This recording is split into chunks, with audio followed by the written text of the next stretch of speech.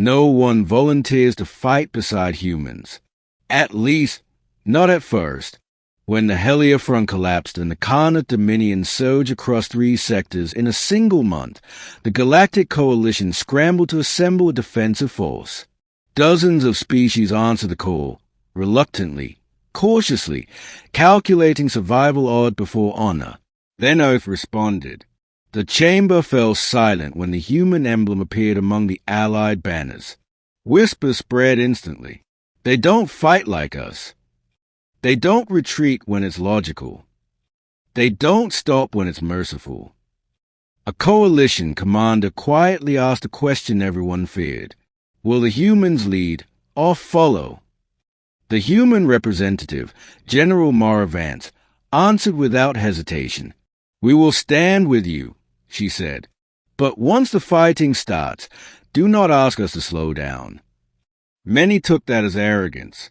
They would soon learn it was mercy. The first joint operation was a disaster, at least by non-human standards. Coalition fleets formed traditional defensive lines, exchanging fire with Khanate warships in predictable patterns. Humans did not. Without announcement, human vessels broke formation and surged forward, diving into enemy space, cutting through fire corridors no sane admiral would enter. Coalition commanders shouted protests. You're overextending. You'll be surrounded. You're violating the battle plan. The humans did not respond. They were already executing a different one. Within minutes, Khanate command nodes began collapsing. Relay ships vanished. Fire coordination disintegrated. Enemy fleets, still focused on the coalition's defensive wall, suddenly found themselves blind. The humans had not charged. They had removed the enemy's ability to fight. Coalition ships watched in stunned silence as Khanate formations faltered, then broke. The battle ended in half the projected time. Casualties were minimal. Human losses were non-existent. Afterward, a coalition officer confronted General Vance. You didn't tell us your plan, he accused. Vance met his gaze calmly. If we told you, she said, you would have tried to stop us. As the war escalated, so did humanity's reputation. Human soldiers fought with terrifying discipline, not rage, not cruelty, but certainty. They advanced under fire without hesitation, held positions others deemed suicidal, and withdrew only when objectives were complete. They did not celebrate victories. They prepared for the next one. On the ground, fighting alongside humans changed everything.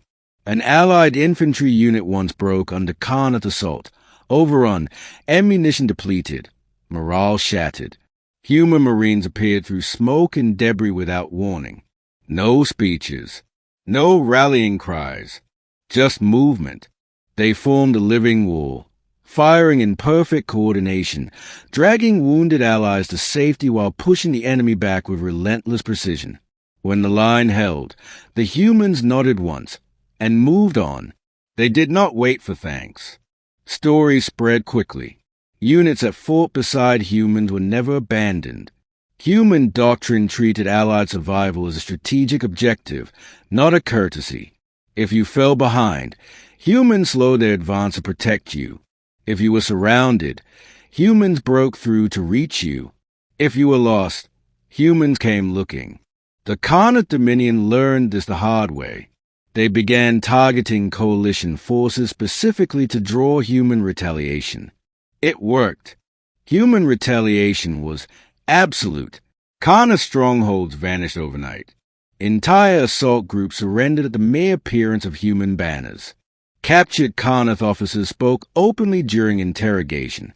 We feared your weapons, one admitted, but we feared fighting your allies more. The interrogator frowned. Why?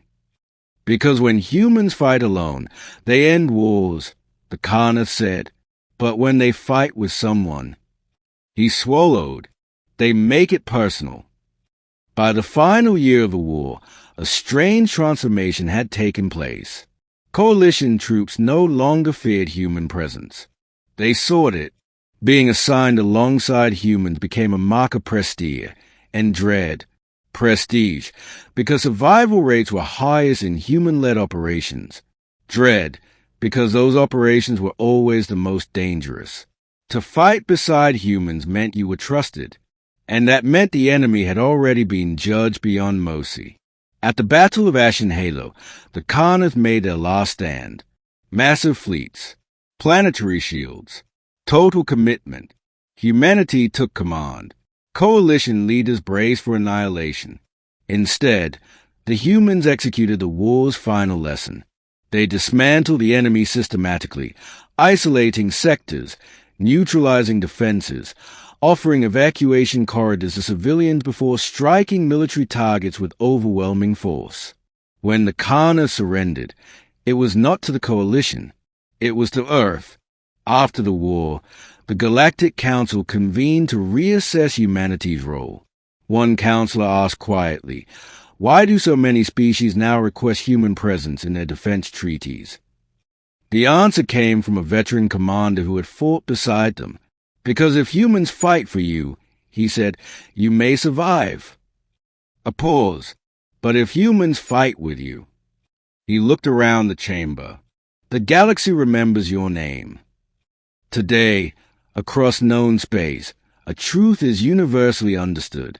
To fight humanity is to invite annihilation. To stand neutral is to be uncertain. But to fight alongside humanity is to be honored and feared across the entire galaxy.